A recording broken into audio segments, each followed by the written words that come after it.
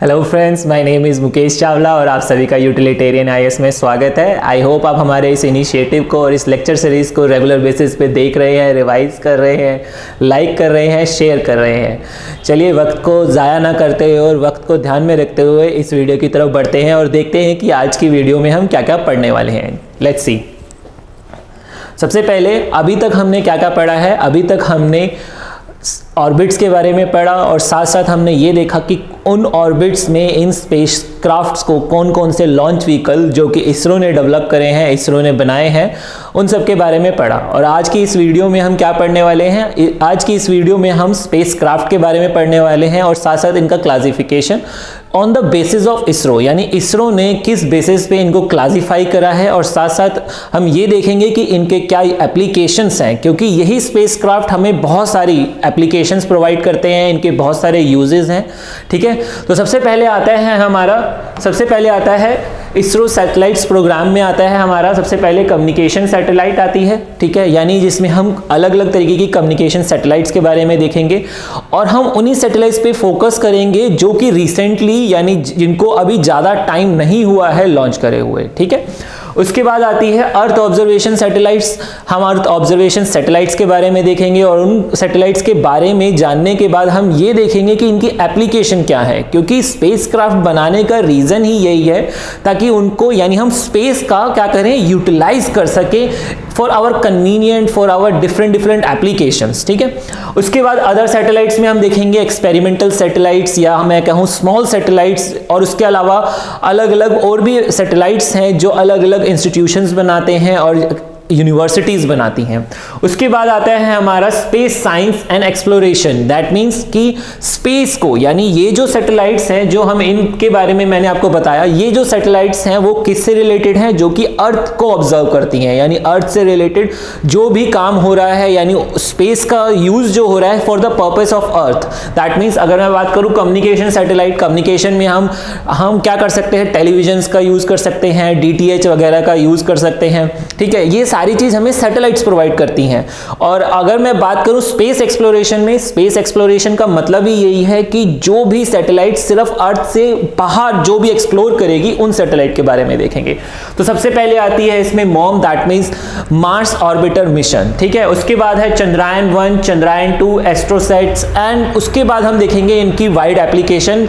इन application के बारे में हम जानेंगे और इनके बारे में ज्यादा डिटेल में ना जाते हुए हम ये जानेंगे कि इनका क्या क्या यूज हो सकता है। ठीक है, तो चलिए सबसे पहले देखते हैं कि कौन कौन सी हमारी सैटेलाइट्स हैं जो कि आज के प्रेजेंटली यूज में हो रही है। सबसे पहले आती है हमारी कम्युनिकेशन सैटेलाइट। कम्युनिकेशन सैटेलाइट्स का जो शुरुआत हुई थी वो कहां से हुई थी? इनसेट से। इनसेट मींस आप देख सकते हैं, that means Indian national satellite. ठीक है, ये इस सैटेलाइट से हमारी क्या हुई थी? कम्युनिकेशन सैटेलाइट्स की शुरुआत हुई थी। ठीक है, और वो कब करी गई थी? It was established in 1983। सबसे पहली सैटेलाइट जो कम्युनिकेशन सैटेलाइट थी दैट वाज इनसेट 1B, क्योंकि जो बाकी जो सैटेलाइट्स थी वो क्या थी, ना ही यूज में हो पाई और ना ही उनको ये कह सकते हो कि एस्टैब्लिश कर पाए थे हम। तो इसीलिए जो सबसे पहली जो शुरुआत करी गई थी कम्युनिकेशन सैटेलाइट्स की, जो कि इसरो ने डेवलप करी थी, that was based on INSAT 1B। ठीक है, और इनका सबसे बड़ी बात यह है कि आज के टाइम में इंडिया के पास एशिया पैसिफिक रीजन में सबसे बड़ा कॉन्स्टलेशन है। कॉन्स्टलेशन मतलब कि कम्युनिकेशन सैटेलाइट से रिलेटेड इंडिया के पास बहुत सारी सैटेलाइट्स हैं जो कि स्पेस में ट्रैवल कर रही हैं, रिवॉल्व कर रही हैं अर्थ के चारों तरफ, और जो कि आज के टाइम में हमारी जो ये कह सकते हैं कि जो हमारी प्रेजेंटली वर्किंग सैटेलाइट्स हैं वो कौन कौन सी हैं? That is INSAT 3A, C, 4A, 4B, 4CR and GSAT series. GSAT series is also communication satellites. ठीक है, आपने कहीं जगह पे देखते हो GSAT के बारे में अलग दे रखा है, कहीं पे आप देखते हो इनसेट के बारे में अलग दे रखा है। लेकिन अगर हम बात करें इनसेट की बहुत सारी सैटेलाइट्स जो है वो वर्किंग नहीं है, वो ऑलरेडी ही उनकी लाइफ खत्म हो चुकी है। ठीक है, तो ये जो हम अभी सिर्फ उन सैटेलाइट्स के बारे में बात करेंगे जो कि अभी रिसेंटली वर्किंग में है और जो रिसेंटली लॉन्च हुई है। रिसेंटली लॉन्च इसलिए क्योंकि यूपीएससी मोस्टली जो क्वेश्चन पूछता है वो रिसेंटली वर्किंग सैटेलाइट से या जो अभी अभी रिसेंटली क्या करी गई हैं ऑर्बिट्स में एस्टेब्लिश करी गई हैं उन सैटेलाइट के बारे में ही बात करता है और उन्हीं से रिलेटेड क्वेश्चन पूछता है और उन्हीं पे फोकस करता है।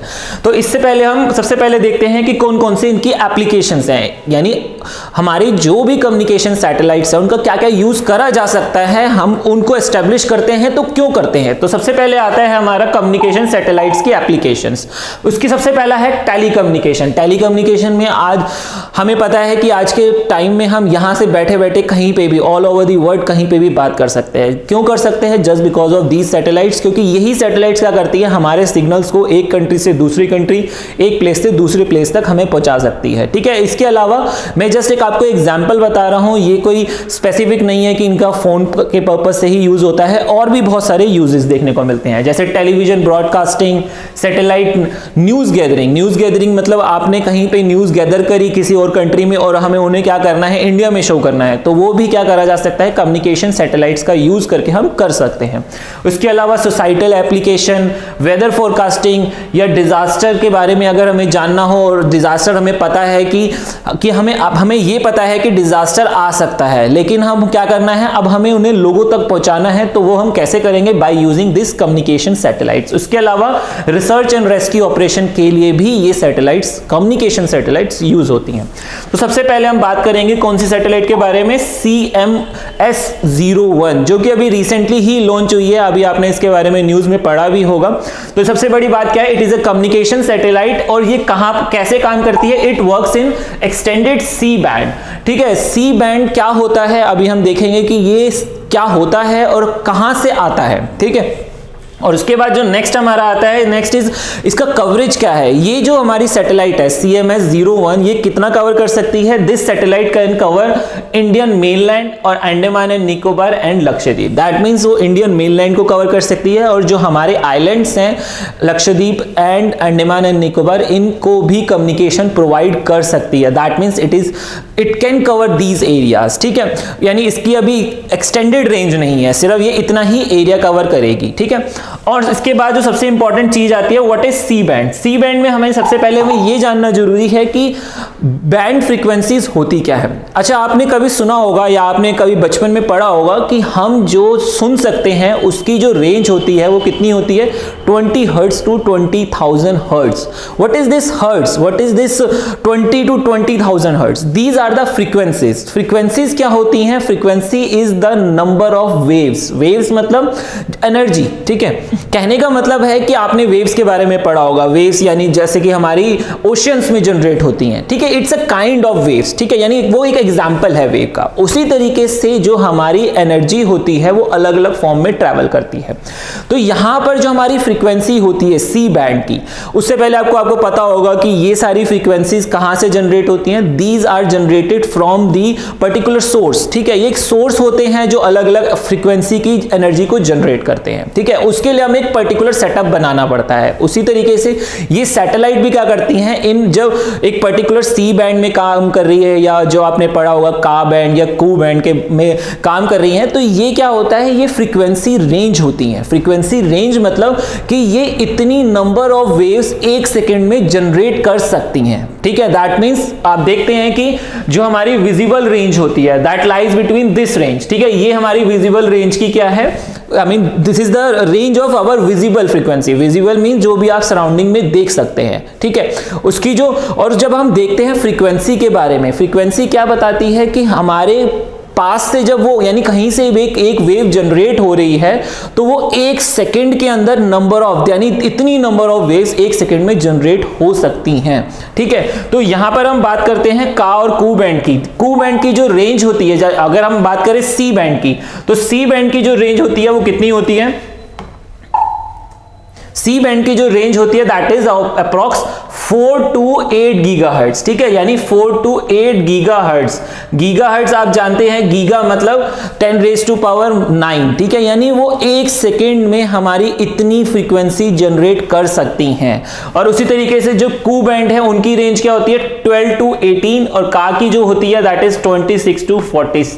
ठीक है, तो this is the range. Range मतलब कि हमारे इस रेंज में एक पर्टिकुलर सैटेलाइट क्या कर रही है, काम कर रही है। काम करने का मतलब क्या है कि वो जो सैटेलाइट है जब अपनी फ्रीक्वेंसी यानी जब हमारे को वो सिग्नल प्रोवाइड करेगी, कहां से, यानी जब टेलीकम्युनिकेशन सिग्नल्स की मैं बात करूं तो क्या होगा कि वो दूसरी कंट्री से क्या करेगी, सिग्नल लेगी और फिर वो क्या करेगी, हमारी कंट्री में सिग्नल प्रोवाइड करेगी। तो जब वो सिग्नल प्रोवाइड करेगी तो वो क्या करेगी, एक एनर्जी की फॉर्म में वो क्या करेगी, हमारे तक सिग्नल पहुंचाएगी। ठीक है, अब जब वो सिग्नल जो होंगे वो 1 सेकंड में इतनी रेंज तक के सिग्नल वो क्या कर सकती है, वो जनरेट कर सकती है। ठीक है, और हमें वो बनाना पड़ता है क्योंकि हर एक कंट्री पर्टिकुलर फ्रीक्वेंसी, यानी हर एक सैटेलाइट की बात करूं या हर एक कंट्री की बात करूं, उनके पास कुछ पर्टिकुलर रेंज होती है ताकि इंटरमिक्सिंग ना हो, क्योंकि अगर सेम फ्रीक्वेंसी की रेंज होगी तो इंटरमिक्सिंग होने के भी चांसेस होते हैं। ठीक है, तो इसीलिए हमें क्या करना पड़ता है, एक पर्टिकुलर फ्रीक्वेंसी रेंज में काम करना पड़ता है, एक पर्टिकुलर फ्रीक्वेंसी पे काम करना पड़ता है। फ्रीक्वेंसी मींस हमें उस इक्विपमेंट को यानी उस सैटेलाइट को इतनी particular number of waves generate करनी पड़ेगी ताकि वो क्या करे, इंडिया के एक पर्टिकुलर इंस्ट्रूमेंट तक पहुंच सके। ठीक है, क्योंकि वो जो पर्टिकुलर इंस्ट्रूमेंट होगा जो ग्राउंड पर होगा वो क्या करेगा, वो पर्टिकुलर फ्रीक्वेंसी की ही रेंज को यानी सिग्नल्स को क्या करेगा, रिसीव कर सकता है। इसी तरीके से ये सारे इक्विपमेंट डिजाइन करे जाते हैं, मैन्युफैक्चर करे जाते हैं ताकि क्या हो, एक पर्टिकुलर फ्रीक्वेंसी की जो रेंज है, यानी अगर मैं बात करूं सी बैंड की, अगर जैसे कि हमने बात करी CMS-01, वो किस में काम कर रहा है, एक्सटेंडेड सी बैंड के अंदर, तो जिसकी रेंज कितनी होती है 4 to 8 गीगाहर्ट्ज, यानी जो भी रिसीवर होगा ग्राउंड पे वो क्या कर सकता है, इतनी रेंज तक का ही क्या करेगा, वो सिग्नल्स को क्या करेगा, रिसीव कर सकता है। अगर दूसरे सिग्नल्स होंगे वो उनको क्या करेगा, रिजेक्ट कर देगा, वो रिसीव ही नहीं कर पाएगा। इसी पर्टिकुलर पर्पस को ध्यान में रखते हुए हमारे ग्राउंड बेस्ड जितने भी इक्विपमेंट होते हैं या एंटीनाज होते हैं वो क्या बनाए जाते हैं और मैन्युफैक्चर करे जाते हैं। ठीक है, तो ये क्या होता है, सी बैंड। उसी तरीके से डिफरेंट बैंड्स होते हैं हमारे, X band, Ku band, Ka band. ठीक है, X band, Ku band, K band and Ka band. ठीक है, these are the types of band. ठीक है, ये बैंड क्या होते हैं, ये फ्रीक्वेंसीज की रेंज बताते हैं कि इतनी फ्रीक्वेंसी जनरेट करनी पड़ेगी किसको, सैटेलाइट्स को, ताकि वो नीचे जो ग्राउंड बेस्ड जितने भी एंटीनास है वो क्या कर सके, उस सिग्नल्स को रिसीव कर सके।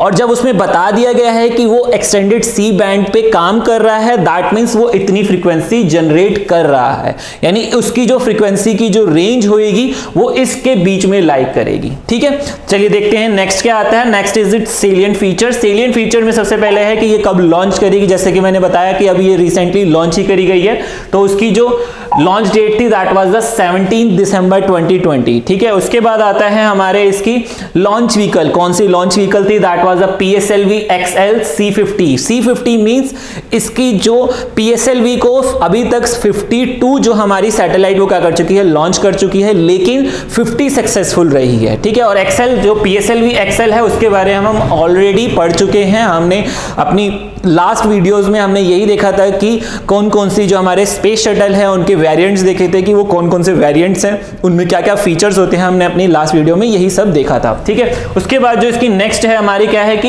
ये जो हमारी CMS-01 है कौन सी ऑर्बिट में एस्टेब्लिश करी जाएगी, that was the geosynchronous orbit. जो हमारी जियोसिंक्रोनस ऑर्बिट है उसमें इसको एस्टेब्लिश करा गया है। उसके बाद आता है हमारा टाइप्स ऑफ सैटेलाइट, जैसा कि मैंने बताया इट इज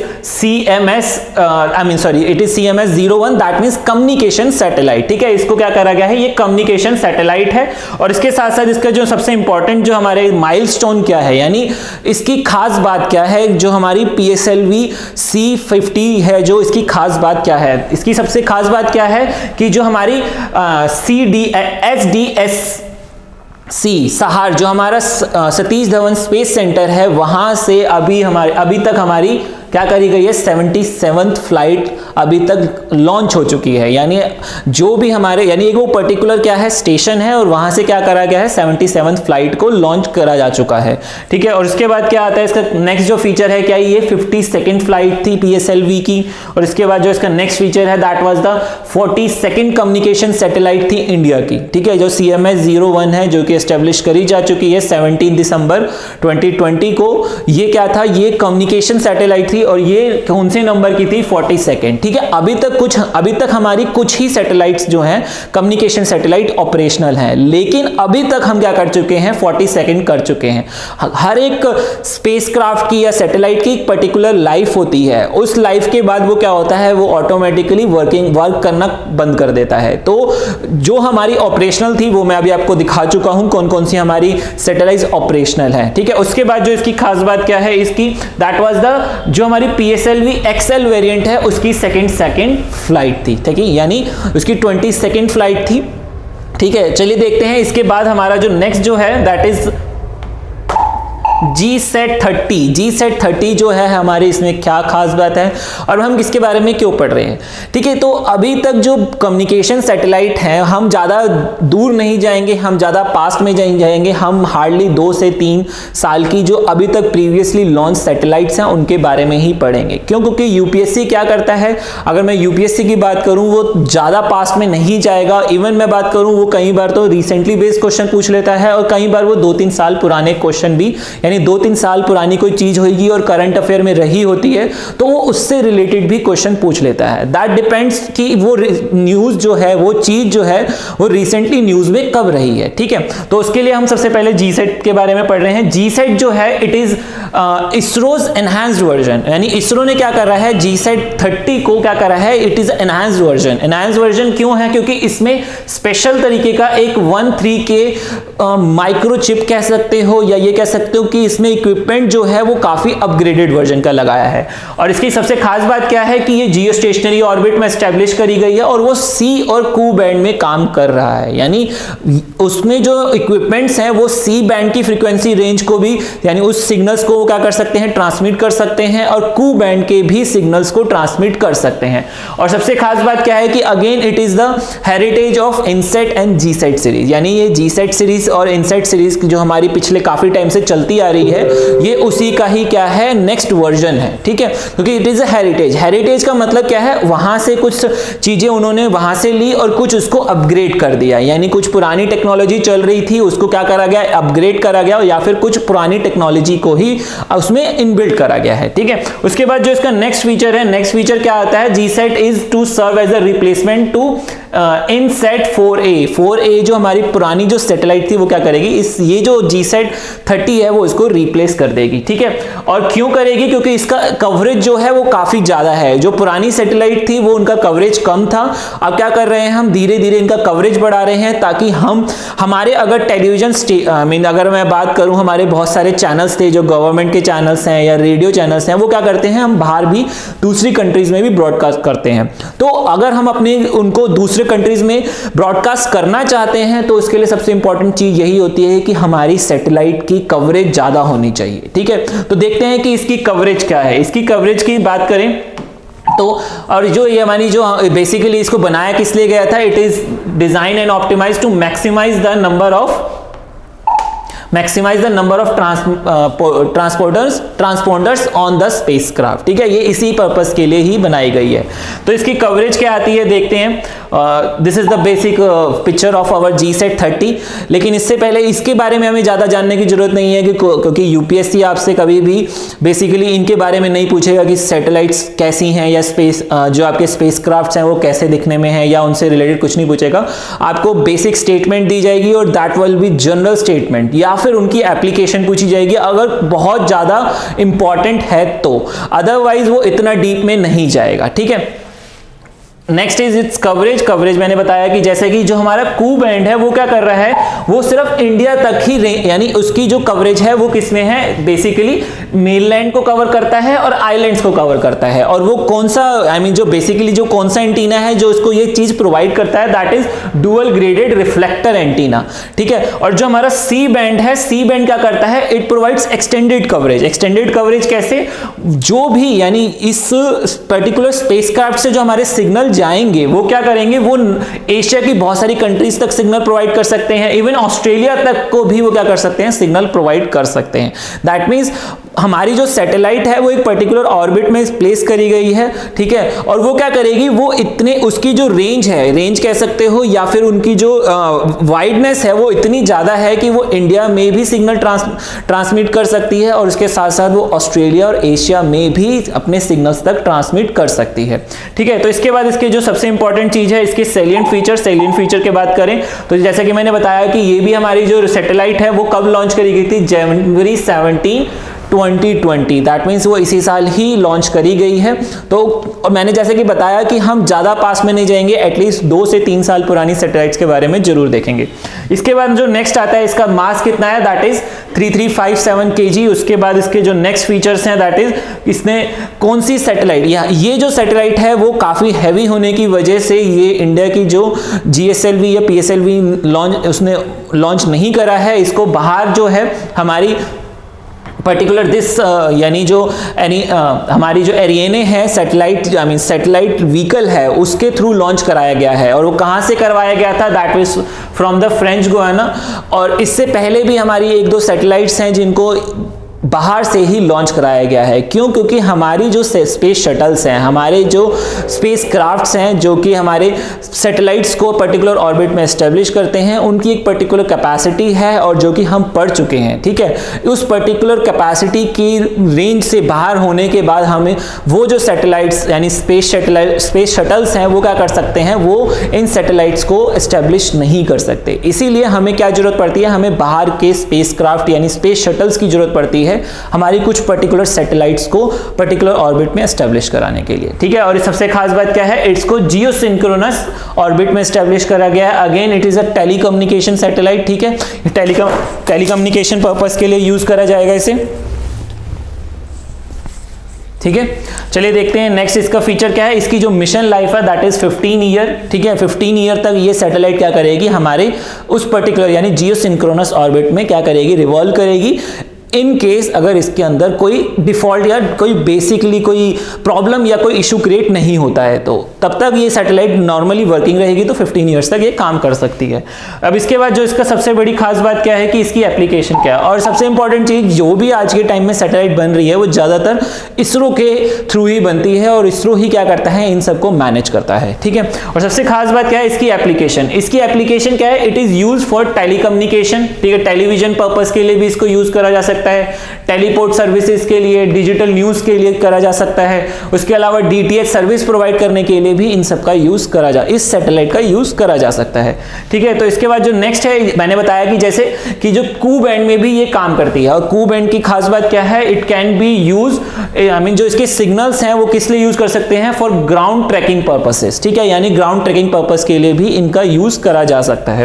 और इसके बाद जो इसका नेक्स्ट जो है आती है हमारी GSAT-31। हम इनके बारे में ज्यादा डिटेल में नहीं जाएंगे क्योंकि हमें कोई स्पेसिफिक इनकी टेक्नोलॉजी के बारे में नहीं जानना है। हमें ये पता होना चाहिए कि ये सैटेलाइट बेसिकली काम क्या करती हैं और इनकी ऑर्बिट क्या है, हमें बस इतना ही जानना जरूरी है। कोई भी सैटेलाइट के हमें टेक्निकलिटी मतलब कि वो उसमें कौन से इक्विपमेंट क्या काम करते हैं हमें ये नहीं जानना। हमें ये पता होना चाहिए कि कौन कौन से इक्विपमेंट हैं उसके अंदर, कौन कौन से पेलोड्स हैं, हमें बस इतना ही जानना जरूरी है।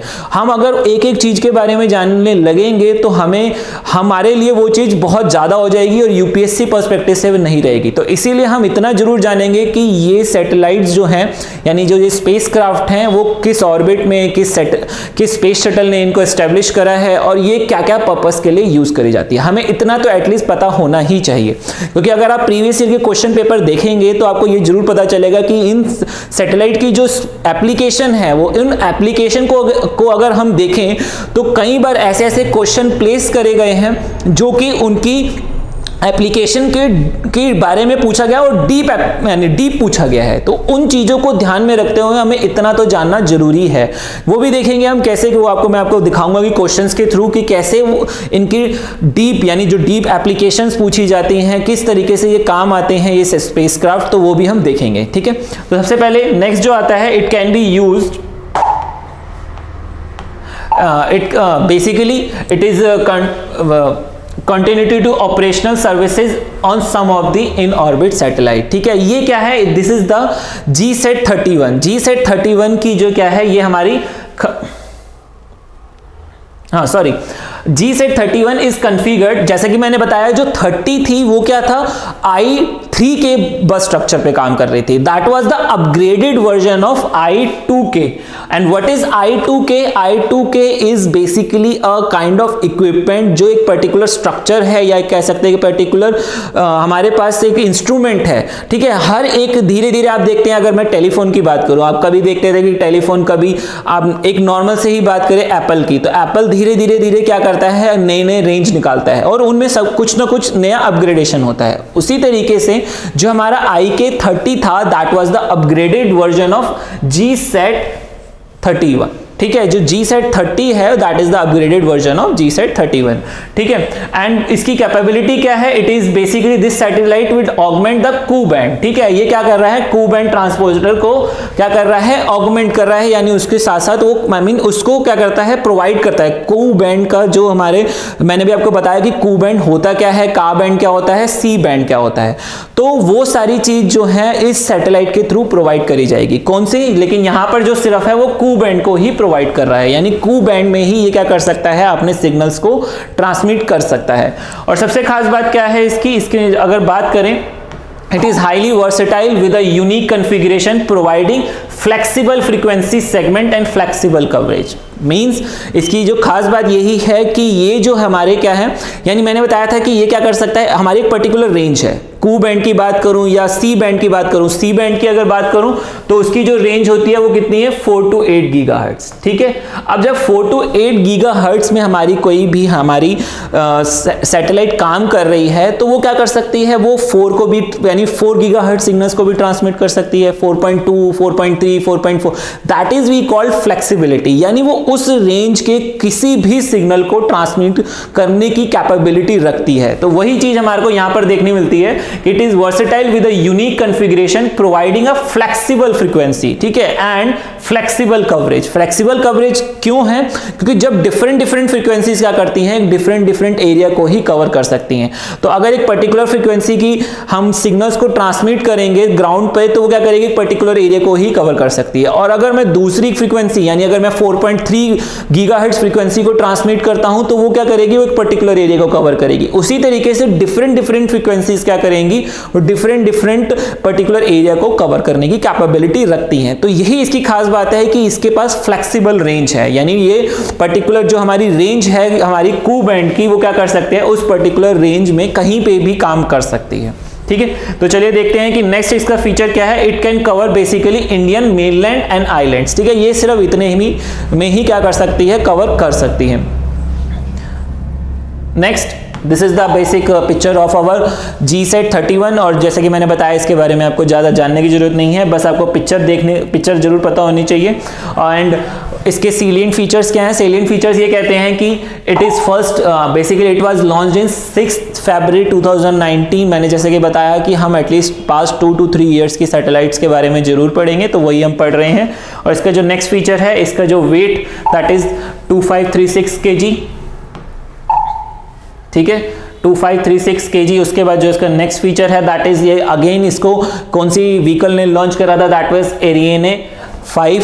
एंड और ये जो VA247 है, that was a number of launch of this vehicle, ठीक है। जैसे कि आपने देखा होगा PSLV, उसके बाद आप देखते हैं कि C49, C50। तो what is this was the successful launch, कि हमारे जो PSLV ने अभी तक कितने सक्सेसफुल लॉन्च कर दिए हैं, दैट मीन्स वो सैटेलाइट्स, यानी वो स्पेस, हमारे जो शटल हैं वो ग्राउंड से लॉन्च हुए हैं और उन्होंने पर्टिकुलर स्पेसक्राफ्ट को, सैटेलाइट्स को हमारी पर्टिकुलर ऑर्बिट में एस्टेब्लिश कर दिया है सक्सेसफुली, ठीक है। तो वो जो हमारे ये जो सिग्नल, ये जो चीज है वो हमारी यही रिप्रेजेंट करती है कि हमारे पर्टिकुलर PSLV ने सारे के जितने भी सक्सेसफुल मिशन कंप्लीट कर लिए हैं, ठीक है। तो उसके बाद जो हमारा जो नेक्स्ट फीचर है दैट इज अवर, कौन सी ऑर्बिट में इसको एस्टेब्लिश करा गया, that is Jio stationery transfer orbit में इसको एस्टेब्लिश करा गया था। और again it is a telecommunication satellite. और उसके बाद जो इसका नेक्स्ट फीचर है, इसकी मिशन लाइफ भी क्या है, 15 ईयर ही है, ठीक है। इसके बाद जो इसका नेक्स्ट जो फीचर आता है कि again it is heritage of our INSAT and GSAT series. जैसे कि आपको पता ही है कि आप नाम से भी देख सकते हैं, it is GSAT-31। GSAT-31 means जो भी जी सेट सीरीज हमारी चलती आ रही है उसी में ही कुछ अपग्रेड करके ही इसको आगे फर्दर क्या करा गया है, बनाया गया है और उसके बाद इसको एस्टेब्लिश करा गया है। चलिए देखते हैं नेक्स्ट इसकी एप्लीकेशन क्या आती है। Next basically again it is use for VSAT network, television uplinking, teleport services. Again ये सारी चीजें जो हमने देखा था जी सेट 30 में जो एप्लीकेशन थी वही चीज इसकी यहाँ पर देखने को मिलती है, जो कि हमारी जी सेट 31 की भी वही एप्लीकेशंस हैं, क्योंकि it is basically what, it is basically the same, यानी जो हमारी ये सीरीज है वो सेम है, वो बस क्या करती है एक पर्टिकुलर हमारा जो एरिया है वो कवर करने में, यानी ज्यादा एरिया कवर करने में हमारी हेल्प करती है। और इसकी सबसे खास बात क्या है, wide beam coverage to facilitate communication over large oceanic region comprising large part of the Arabian Sea, Bay of Bengal and Indian Asian using a wide band transponder. ठीक है, तो यानी ये क्या करते हैं, जो हमारी जी सेट 30 थी वो सिर्फ हमारी क्या कर रही थी, उसको पर्टिकुलर स्पेसिफिकली पर्पस के लिए बनाया गया था, लेकिन उसमें फ्लेक्सिबिलिटी प्रोवाइड करी गई थी। लेकिन यहां पर क्या है, ये वाइड एरिया को साइमल्टेनियसली कवर कर सकती है। ठीक है, इसके बाद जो इसके जो नेक्स्ट फीचर है that is Ku band. Again it is use for ground tracking purpose के लिए भी इसको यूज करा जा सकता है, जैसे कि आप देख सकते हैं। यानी ग्राउंड ट्रैकिंग का मतलब आप समझ सकते हैं कि ग्राउंड ट्रैकिंग यानी ग्राउंड पे हम किसी चीज को ट्रैक करना चाहते हैं तो वो हम इस सैटेलाइट का यूज करके हम क्या कर सकते हैं, यूज करके हम इनको ग्राउंड ट्रैक कर सकते हैं। ठीक है, किसी भी ऑब्जेक्ट को अगर करना है, ठीक है, किसी भी ऑब्जेक्ट को अगर मुझे ट्रैक पे लगाना है यानी उसकी ट्रैकिंग करनी है, जैसे कि आपने देखा होगा लोकेशंस का यूज करा जाता है। लोकेशन का मतलब कि अगर मुझे पर्टिकुलर ऑब्जेक्ट की या पर्टिकुलर स्पेसिफिक इंसान की मुझे क्या करनी है, एक पर्टिकुलर उसकी लोकेशन जाननी है, तो मैं उनको क्या कर सकता हूँ, उनको ट्रैक कर सकता हूँ। मुझे कॉन्टिन्यूसली उसकी लोकेशन मिलती रहेगी तो मैं उसको क्या करूँगा, ट्रैक करने के बाद मैं ये जान सकता हूँ कि मुझे कैसे उसके पास तक पहुँचना है, जो कि हम देखते हैं कि जो हमारी इंटेलिजेंस एजेंसीज हैं वो यूज करती हैं। ठीक है, नेक्स्ट आता है G set 7A। It is the 35th communication satellite. ठीक है, अगेन जो ये हमारी जो सैटेलाइट है वो क्या बनाई गई है, that is based on I2K structure. ठीक है, और इसकी जो खास बात क्या है कि अगेन ये क्या करती है, it is based on Ku band. ठीक है, ये क्या है, कू बैंड पे काम करती है। और इसकी जो नेक्स्ट जो फीचर है वो क्या है, the bus capabilities are fully exploited with respect to accommodation, power generation and thermal management. ठीक है, ये जो हमारा बेसिकली जो ये इसकी कैपेबिलिटी, बस कैपेबिलिटी मींस बस का मतलब ही क्या है, बस is means it's a structure, यानी इट्स अ फैब्रिकेशन, यानी जो वो उसके अंदर कुछ एक प्रोसेसर बनाया गया है। जैसे कि आप बात करते हैं हम कंप्यूटर की, कंप्यूटर में सीपीयू होता है, सीपीयू के अंदर हमारे माइक्रो चिप्स लगी होती हैं। या मैं बात करूं, आप पूछते हैं ना लैपटॉप लेने जाते हैं तो आप पूछते हैं इंटेल के बारे में, इंटेल के अलग अलग वर्जन्स के बारे में। उसी तरीके से यहाँ पर जो हमारा स्ट्रक्चर है, यानी यहाँ पर जो हम अंदर हमारी जो मदरबोर्ड है वो कह सकते हो, या एक हमारी जो चिप है जो इंटेल वो क्या है, उसी तरीके से यहां पर जो स्ट्रक्चर है वो किस पे बेस काम करता है, I2K पे। ठीक है, this is kind of our processor. ठीक है, ये एक काइंड ऑफ प्रोसेसर है, प्रोसेसर कह सकते हो, या हम उसको बात करें कि एक पर्टिकुलर इसका जो काम है वो इस प्रोसेसर पे काम करेगा। ठीक है, तो वही चीज यहां पर जो इस प्रोसेसर की खास बात क्या है, ये क्या कर सकता है कि ये इसकी जो ये पावर और जो हमारी इसकी बेसिकली थर्मल मैनेजमेंट, यानी इसकी जो फीचर्स हैं। ठीक है, फीचर्स का मतलब ही यही है कि ये जो अगर ये बहुत ज्यादा प्रोसेस करने लगेगा, कोई भी प्रोसेसर प्रोसेस करने लगता है तो वो क्या करता है, बहुत जल्दी गर्म हो जाता है, तो उसको क्या रखा जाता है, एसी में रखा जाता है, या उसको कूलिंग फैंस प्रोवाइड कर जाते हैं। उसी तरीके से ये जो सैटेलाइट्स हैं इनके अंदर जो प्रोसेसर लगाए गए हैं, तो ये सारी चीजें वो क्या कर सकते हैं, उसको अपने आप को मैनेज कर सकते हैं इन चीजों का यूज करके। ठीक है, यानी इसके अंदर इनबिल्ट ये सारे फीचर्स लगाए गए हैं। ठीक है, इसके बाद इसका जो कवरेज एरिया है, again it is based on extended C band coverage will include Indian mainland and Andaman and Nicobar Lakshadweep island. यानी ये सारे जो इसका बेसिक कवरेज एरिया है, यानी ये इतने एरिया को कवर कर सकते हैं। इसके बाद जो इसकी नेक्स्ट जो है हमारी, that is the ji set 7A। That is basically what, this is the picture of our ji set 7A। और मैंने अभी आपको बताया कि हमें पिक्चर के बारे में ज़्यादा डिटेल में पढ़ने की या इसको याद रखने की जरूरत नहीं है, बस आप एक माइंड बना सकते हैं कि ये हमारी जी सेट 7A है और ये उसके फीचर्स हैं। तो आप इन चीज़ों को ध्यान में रख सकते हैं, क्योंकि पिक्चर क्या करती हैं, आपके ऊपर ज़्यादा अच्छा इंपैक्ट डालती हैं। तो इसलिए आपको पिक्चर के बारे में पता होना चाहिए, पिक्चर दिखनी चाहिए माइंड में। जब आप कोई चीज़ याद करते हैं तो आप पिक्चर को ध्यान में रखते हुए काफ़ी चीज़ें रिमेंबर कर सकते हैं। ठीक है, तो इसके बाद जो इसके सेलिएंट फीचर्स क्या कहते हैं, इसको कब लॉन्च करा गया था? इट वाज लॉन्च्ड ऑन 19 दिसंबर 2019। उसके जो नेक्स्ट जो बेसिकली क्या है, इसका जो मास है दैट इज 2250 kg। और उसके जो नेक्स्ट जो आता है दैट इज इसको कौन सी व्हीकल ने लॉन्च करा था? That was the GSLV F11, यानी दिस इज द मार्क 2 हमारी जो व्हीकल है GSLV, ठीक है, उसकी 11th फ्लाइट थी ये, ठीक है। उसको क्या करा गया, उसके थ्रू इसको लॉन्च करा गया है। अगेन इसको जियोसिंक्रोनस ट्रांसफर ऑर्बिट में एस्टेब्लिश करा गया था। उसके बाद जो इसकी communication, again it is a telecommunication satellite. जैसा कि मैंने आपको बताया कि हम अभी तक जितनी भी सैटेलाइट के बारे में पढ़ रहे हैं that is the communication satellite, ठीक है। उसके बाद जो नेक्स्ट आता है, इसकी जो मिशन लाइफ है दैट इज अप्रॉक्स 8 ईयर, क्योंकि कोई भी सैटेलाइट कह नहीं सकते कि 8 ईयर्स या पर्टिकुलर 15 ईयर्स या पर्टिकुलर 10 ईयर काम कर पाएगी। दैट डिपेंड्स कि अगर वो प्रॉपरली वर्क करती रहती है स्पेस में, ठीक है, क्योंकि हम स्पेस में जाके उसको ठीक भी नहीं कर सकते। अगर किसी एक चीज को एस्टेब्लिश कर दिया तो क्या होगा, वो एक बार एस्टेब्लिश होने का अगर वो कॉन्टिन्यूसली, अगर उसमें कोई इश्यूज नहीं आया तो वो पर्टिकुलर अपनी उस पर्टिकुलर लाइफ टाइम तक काम करेगी। अगर कोई भी इशू आता है तो वो वहीं पर काम करना बंद कर सकती है और डैमेज भी हो सकती है, ठीक है। लेकिन यहाँ पर जो इसकी जो लाइफ है दैट इज 8 ईयर। और अगेन इसकी हेरिटेज कहाँ से है? GSAT और इनसाइट सीरीज से, ठीक है। Next is what is this milestone? Again milestone का मतलब ही क्या है कि ये जब ये सैटेलाइट लॉन्च करी गई थी तो PSLV की कौन सी फ्लाइट थी, या हमारे जो सतीश धवन स्पेस सेंटर है उसकी 69th फ्लाइट थी, ठीक है। और 13th फ्लाइट किसकी थी? हमारी GSLV Mark 2 की, ठीक है। उसके बाद this was the 39th communication satellite. और again it's a 7th flight of the GSLV Mark 2 with indigenous cryogenic engine, ठीक है। ये हमारा क्रायोजेनिक इंजन के साथ हमारी GSLV Mark 2 की 7th फ्लाइट थी, ठीक है। नेक्स्ट आता है हमारा What is the application? Again जो GSAT 7A सीरीज थी that was basically used for, यानी it was basically launched for the military purpose, ठीक है। यानी इसको मिलिट्री के लिए ही बनाया गया है, और मिलिट्री के लिए भी किस लिए? Specially design for Indian air force के लिए। इंडियन एयरफोर्स के लिए इसको स्पेशली बनाया गया है ताकि इंडियन एयरफोर्स इसका यूज कर सके और अपने लिए इसको, यानी जैसे कि आपको पता होगा जब इंडियन एयरक्राफ्ट हमें अगर एक जगह से दूसरी जगह जाते हैं, वो फ्लाई करते हैं, तो उनको किस तरीके से कम्युनिकेट करना है, उनको किस तरीके से उनके साथ कम्युनिकेशन लिंकअप बना के रखना है, वो सारी चीज इनका इस GSAT 7A का पर्पस है, ठीक है। तो सबसे पहला इसका जो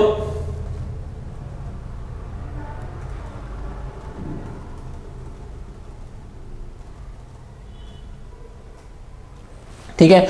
और again it is basically it works on Ku band, यानी कू बैंड में काम करती है। और सबसे खास बात क्या है कि ये एयरक्राफ्ट्स को एयरक्राफ्ट टू एयरक्राफ्ट भी सिग्नल्स प्रोवाइड कर सकती है, और वो भी रियल टाइम डेटा में, ठीक है। यानी रियल टाइम में वो क्या कर सकती है? एयरक्राफ्ट टू एयरक्राफ्ट भी कम्युनिकेशन कर सकते हैं हम, ठीक है। और इसकी खास बात क्या? It facilitate the cross connectivity between the air bases situated at various location and ground radar station, ठीक है। तो ये क्या कर सकते हैं? डिफरेंट बेसिस बने होते हैं, जैसे कि आपको पता होगा कुछ बेसिस अलग अलग आइलैंड्स पे रखे जाते हैं, यानी वहां पर हम क्या कर सकते हैं? हम अपने मेन लैंड से वहां पे जाके अपने स्पेसक्राफ्ट को लैंड करा सकते हैं। तो ये क्या है? डिफरेंट लोकेशंस हैं, वहां पे भी हम क्या कर सकते हैं? कम्युनिकेट कर सकते हैं बाय यूजिंग दिस सैटेलाइट। और इसके बाद साथ साथ क्या है? It basically it increases the operational range and flexibility of the IAF, यानी Indian air force current and future satellite controlled unmanned aerial vehicle like armed predator B और सी गार्जियन।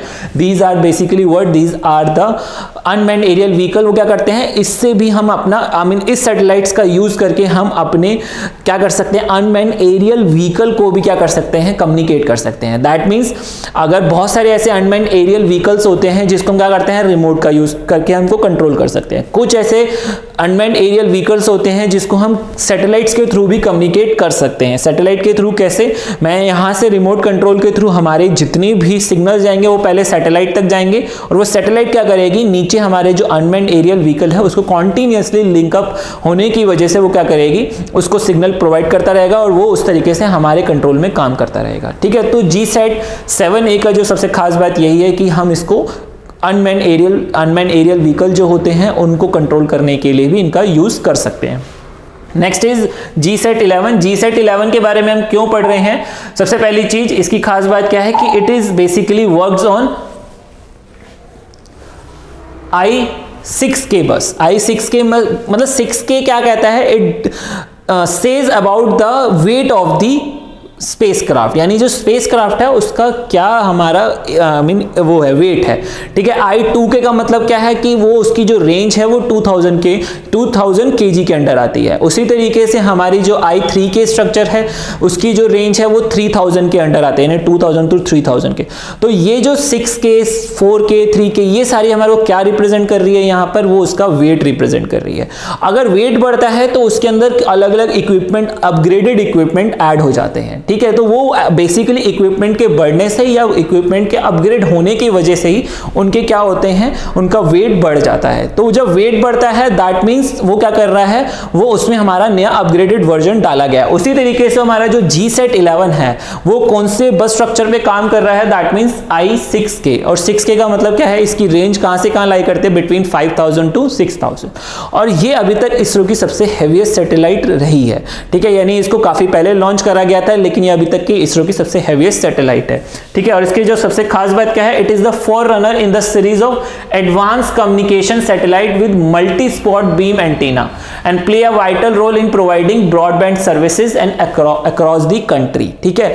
तो ये क्या करता है, ये पूरी कंट्री में क्या कर सकता है, पूरी कंट्री में एक पर्टिकुलर बहुत इंपॉर्टेंट रोल प्ले करता है। क्यों? क्योंकि ये क्या कर सकता है, कहीं पे भी किसी भी तरीके के सिग्नल्स को ट्रांसमिट कर सकता है। और ये कंट्रोल इसका जो सबसे खास बात यही है कि ये मल्टी बीम एंटीना पे, मल्टी स्पॉट बीम एंटीना पे काम करता है। यानी हमारे पास क्या कर रहा है कि एक ही एंटीना क्या कर रहा है कि वो अलग अलग जगह पे क्या कर सकता है, हमारी बीम्स को ट्रांसमिट कर सकता है। यानी ये एंटीना है स्पेसक्राफ्ट का, तो वो पूरे मेनलैंड, इंडियन मेनलैंड में क्या कर सकता है, अलग अलग लोकेशन पे हमारे जो ग्राउंड स्टेशन है वहां पे डायरेक्ट सिग्नल्स प्रोवाइड, यानी उसको ट्रांसमिट कर सकता है। और सेम टाइम पे एक ही सिग्नल अगर मुझे इंडिया में दिल्ली में पहुंचाना है और सेम टाइम पे मुझे चेन्नई में पहुंचाना है या बैंगलोर में या मुंबई में, तो वो ये जो सैटेलाइट है वो ये काम कर सकती है, ठीक है। इसके बाद जो नेक्स्ट आता है, it provides a platform to demonstrate new generation application. तो सबसे खास बात यही है कि ये न्यू जो हमारी नई जो हमारी एप्लीकेशंस बनाए, जो अगर सपोज मुझे न्यू अगर इंस्ट्रूमेंट मैंने बनाया है, तो इस तरीके के जो हैवी स्ट्रक्चर होते हैं इनके साथ अटैच करके हम क्या कर सकते हैं, इन नए एप्लीकेशंस को या नए इक्विपमेंट को हम क्या कर सकते हैं, डेमोन्स्ट्रेट कर सकते हैं, ठीक है। तो इसकी खास बात सबसे पहले, और ये जो हमारी बेसिकली इसकी जो कवरेज है, मैंने जैसे कि बताया कि it is basically used in Indian mainland, यानी इंडियन मेनलैंड में ही इसका यूज करा गया है, ठीक है। और this is the picture of our G-SET आपकी 11 and what is this is the picture when it is open in the air, यानी इन द स्पेस। जब ये ओपन यानी स्पेस में जाके जब खुल जाती है और वर्किंग प्रोसेस में आ जाती है, तो it will work like this, यानी it will look like this, ठीक है। ये इस तरीके की दिखेगी, अदरवाइज इसका जो पिक्चर है वो इस तरीके की होती है, ठीक है। Next is it's salient feature, again it is launched, basically इसको कब लॉन्च करा गया है, 5 दिसंबर 2018 को लॉन्च करा गया था। और इसके बाद जो इसकी मैंने जैसे कि बताया कि I6 के स्ट्रक्चर पे काम कर रहा है, बस स्ट्रक्चर है, तो दैट मींस उसका वेट कहां से कहां लाई करता है, दैट इज 5854 kg इसका वेट है। और इसको हमारे एरिना 5 से लॉन्च कराया गया था, अगेन फ्रेंच गुयाना से, और इसको जियो सिंक्रोनस ट्रांसफर ऑर्बिट में एस्टेब्लिश करा गया है। और इसकी सबसे खास बात यही है कि ये सबसे खास बात ये क्या देखने को मिलती है कि हमारी जो ये सैटेलाइट है अब तक की, यानी इसरो की सबसे हैवी सैटेलाइट है, क्योंकि ये जो सैटेलाइट है इसमें बहुत सारे इक्विपमेंट भी ऐड करे गए हैं और साथ साथ ये क्या कर सकते हैं, साइमल्टेनियसली एक टाइम पे कई जगह पे हमारे सिग्नल्स को प्रोवाइड यानी सेंड कर सकती है, यानी ट्रांसमिट कर सकती है, ठीक है। तो यही इसका सबसे खास फीचर देखने को मिलता है। तो इसकी types of satellite, again telecommunication mission life जो है इसकी कितनी है, 15 ईयर है। और इसको जो अगेन ये जैसे कि मैंने बताया इट इज G-SET सीरीज, तो इसकी हमारी जो सीरीज है वो कौन सी है, G-SET सैटेलाइट सीरीज है, ठीक है। तो ये सारे इसके बेसिक फीचर्स हैं। And what is the application, and application के बारे में अगर हम बात करें तो बेसिकली ये जो हमारी सैटेलाइट है ये क्या कर रही है, सबसे इंपॉर्टेंट चीज क्या कर रही है, ये हमारे जो इंडिया का जो न्यू डिजिटल इंडिया का जो प्लान है, जो कि हम जिसके बारे में हम जानते हैं भारत नेट, जिसके थ्रू हम क्या करना चाहते हैं, हम बहुत सारे ग्राम पंचायत को कनेक्टिविटी प्रोवाइड कराना चाहते हैं, या मैं ये कहूँ हम उनको वाईफाई सिग्नल्स प्रोवाइड कराना चाहते हैं। तो ये सैटेलाइट सबसे बड़ा काम, ये सबसे बड़ा इसकी एप्लीकेशन देखने को मिलती है। क्यों? क्योंकि अभी तक हमने देखा है कि बहुत सारे ऐसे ग्राम पंचायत हैं या मैं कहूँ बहुत सारे ऐसे गांव हैं जहां पर अभी तक प्रॉपर तरीके से हमारे वाईफाई या नेट की पॉसिबिलिटी ही नहीं है। क्यों? क्योंकि वहां पर टावर्स नहीं लगे, और जहां पर टावर नहीं है तो वहां पर हम पर्टिकुलरली सिग्नल्स नहीं पहुंचा सकते। तो ये इस तरीके की जो सैटेलाइट्स हैं वो क्या कर सकती हैं, वो डिफरेंट यानी अलग अलग एरिया में या मैं कहूँ अलग अलग टेरेन्स में जितने भी गांव हैं वो क्या कर सकते हैं, वाईफाई के थ्रू हम इसको कनेक्ट कर सकते हैं, ग्राम पंचायत को कनेक्ट कर सकते हैं और उनको नेट फैसिलिटी प्रोवाइड करा सकते हैं। और इसकी और जो हमारे को और जो एप्लीकेशन देखने को मिलती है, it can gather capacity and high data rate over region using spot beam. जैसा कि मैंने बताया it's works on spot beams पे ये काम करती है। तो यही इसकी खास फीचर देखने को मिलता है, इसकी एप्लीकेशन है। और अगेन इट प्रोवाइड्स यानी it support Bharat net connectivity, ठीक है।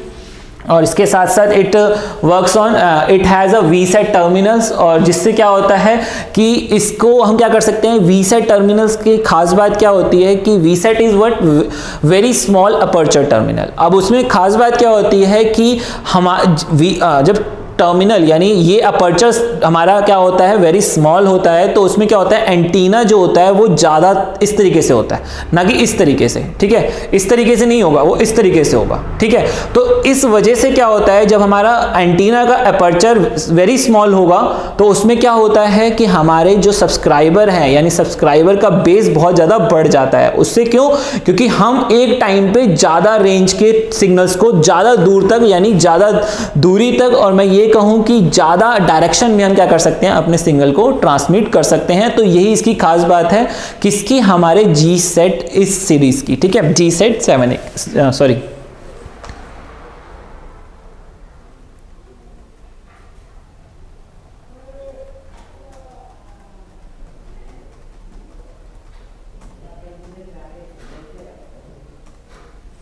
ठीक है। और इसके बाद जो आता है हमारा नेक्स्ट इज अवर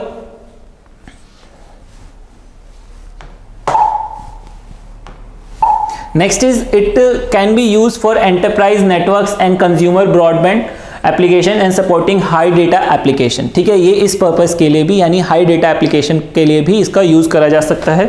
और इसके बाद जो इसका है कि it can unlock new application reaching out to different strata of society through digital India platform. Again जैसे कि मैंने बताया कि हमारा जो एम है डिजिटल इंडिया यानी इंडिया, पूरे इंडिया को डिजिटाइज करना, तो इस सैटेलाइट का यूज़ करके हम अपनी इस चीज़ को कंप्लीट कर सकते हैं फेस बाय फेस मैनर, ठीक है।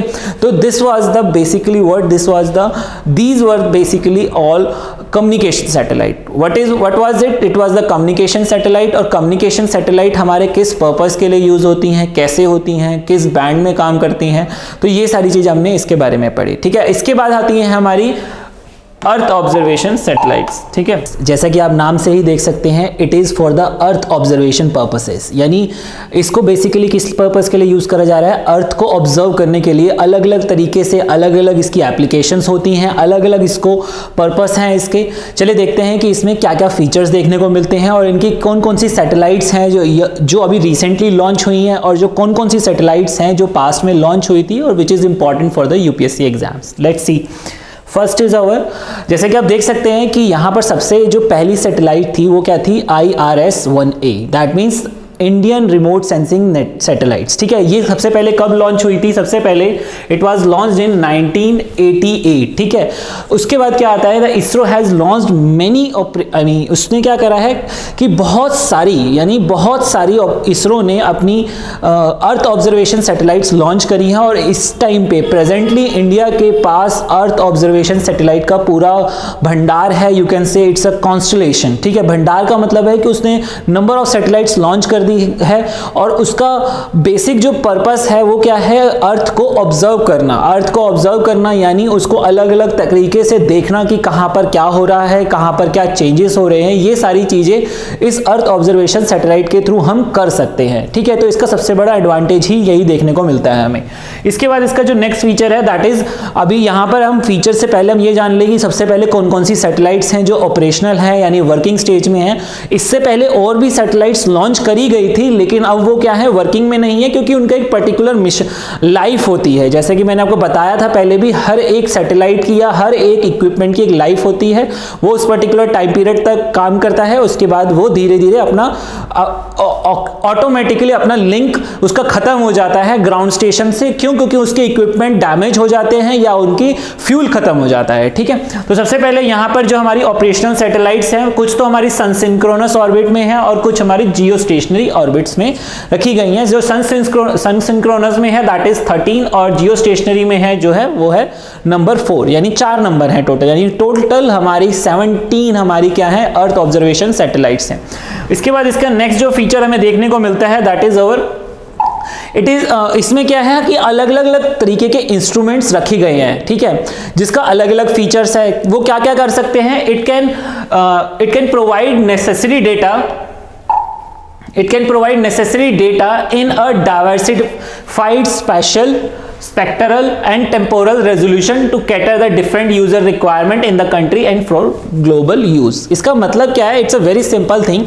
होता क्या है कि जब हमारे पास अलग अलग इंस्ट्रूमेंट का अलग अलग पर्पस होता है, लाइक कोई इंस्ट्रूमेंट क्या कर सकता है, इंफ्रारेड रेडिएशंस को क्या कर सकता है, कैच कर सकता है और उनको डिटेक्ट कर सकता है। कुछ इंस्ट्रूमेंट्स क्या कर सकते हैं, अल्ट्रावायलेट रेडिएशंस को कैच कर सकते हैं और उनको डिटेक्ट कर सकते हैं।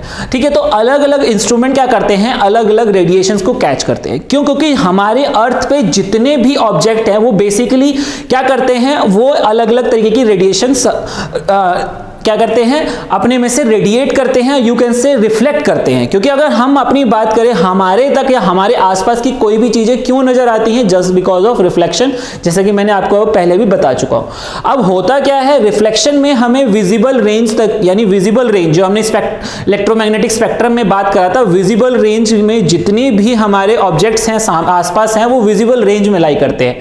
लेकिन जो विजिबल रेंज होती है वो ज्यादा दूर तक ट्रेवल नहीं कर पाती। दैट मीन्स उस जो भी वेव हमारे आसपास के ऑब्जेक्ट्स में से निकलती है वो ज्यादा दूर तक ट्रैवल नहीं कर पाती। तो इसी वजह से जो सैटेलाइट्स हैं वो उनको कैच नहीं कर पाते। लेकिन जो अल्ट्रावायलेट रेडिएशन या इंफ्रारेड रेडिएशन या एक्सरे रेडिएशन, ये सारी जितनी भी रेडिएशंस हैं जो जब रेडिएट होती हैं तो वो क्या होती हैं, ये दूर तक ट्रैवल कर पाती है। जिस वजह से अगर हम बात करें स्पेस एक्सप्लोरेशन प्रोजेक्ट्स की, वो क्या करते हैं, वो इसी तरीके की रेडिएशंस को डिटेक्ट करते हैं। जितने भी हमारे स्पेस क्राफ्ट है वो हमारे जो बाहर की यानी एक्सटर्नल ऑर्बिट्स में क्या कर रहे हैं, रिवॉल्व कर रहे हैं, वो क्या करते हैं, वो इन्हीं रेडिएशन को कैच करते हैं और वो क्या करते हैं, हमारे को बता पाते हैं कि जो हमारे आउटर स्पेस में अलग अलग स्टार्स हैं या अलग अलग प्लैनेट्स हैं या अलग अलग सन है, वो क्या करते हैं, उनको डिटेक्ट करते हैं और हमारे को एक्सप्लेन कर पाते हैं उन रेडिएशंस के थ्रू। उसी तरीके से जो हमारे अर्थ पे भी बहुत सारी ऐसी चीजें हैं, हम क्या करते हैं, इन्हीं रेडिएशंस का यूज करके हम अलग अलग ऑब्जेक्ट्स को ऑब्जर्व कर पाते हैं।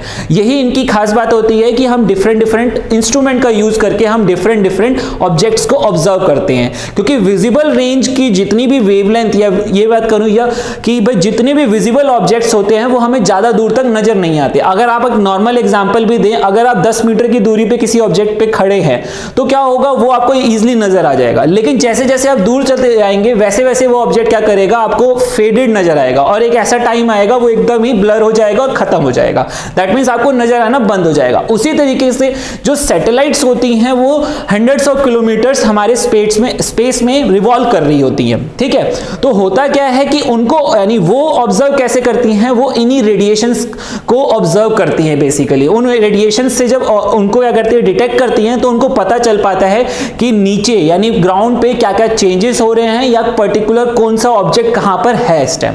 ठीक है, तो यही इनकी खास बात होती है अर्थ ऑब्जर्वेशन सैटेलाइट्स की।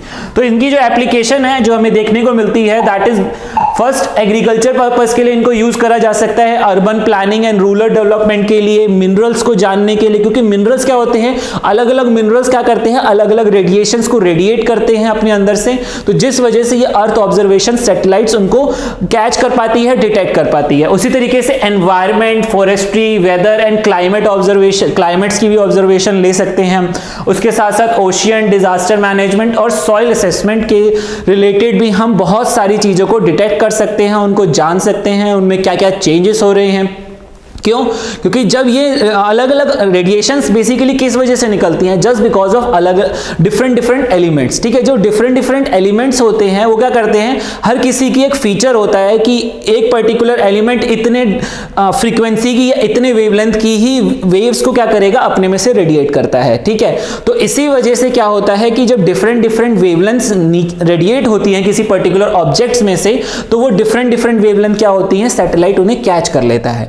तो ये जो हमारी चीजें हैं, ये यानी ये जितनी भी इसकी हमारी एप्लीकेशन है, it is just because of the different radiations जो कि हर एक अलग अलग ऑब्जेक्ट्स में से, अलग अलग पार्टिकल्स में से रेडिएट होती हैं। तो इसीलिए हमें अलग अलग इंस्ट्रूमेंट लगाने पड़ते हैं, यानी अगर हम बात करें तो जिसे हम कहते हैं पेलोड्स, यानी पेलोड्स अलग अलग इंस्ट्रूमेंट्स होते हैं जो अलग अलग रेडिएशंस को कैच कर पाते हैं। तो यही हमारी अर्थ ऑब्जर्वेशन सैटेलाइट्स की हमारी खास बात होती है, यानी यही इनकी एप्लीकेशंस होती हैं, क्योंकि इन्हीं इंस्ट्रूमेंट के बेसिस पे हम क्या कर पाते हैं, इनको हम अपने पर्पस के लिए हम उनकी इमेजेस का यूज करके हम इनके क्या कर सकते हैं, कुछ ऑब्जर्वेशन निकाल सकते हैं, ठीक है। चलिए देखते हैं इसके बाद जो हमारी पहली जो अभी रिसेंटली जो हमारी सैटेलाइट है वो कौन सी है, that is the EOS-01। It is earth observation satellite and it is a radar imaging satellite. Radar imaging मतलब कि ये क्या करते हैं कि इसमें से रेडार इमेजेस के थ्रू ये कैच करती है। रेडार्स में हमने पढ़ा था, रेडार्स के बारे में मैंने आपको थोड़ा बहुत आइडिया दिया था कि रेडार्स होता क्या है, वो आसपास के ऑब्जेक्ट को इजीली बता पाता है कि उसके आसपास कौन सी चीज है, वो ये बता पाता है कि कोई भी इनकमिंग ऑब्जेक्ट या आउटगोइंग ऑब्जेक्ट है या इस तरीके कोई भी ऑब्जेक्ट उसकी रेंज में लाई करेगा तो वो इन सब चीजों के बारे में डिटेक्ट कर पाता है और बता पाता है। और इसकी खास बात ये होती है, अभी हम इसके पहले हम रेडार इमेजिंग सैटेलाइट्स के बारे में जानने से पहले हम EOS-01 के बारे में जान लें कि इसके फीचर्स क्या हैं। सबसे पहला फीचर यही है कि इसको कब लॉन्च करा गया है, इसको लॉन्च करा गया था 7th of November 2020, that is very recently, ठीक है।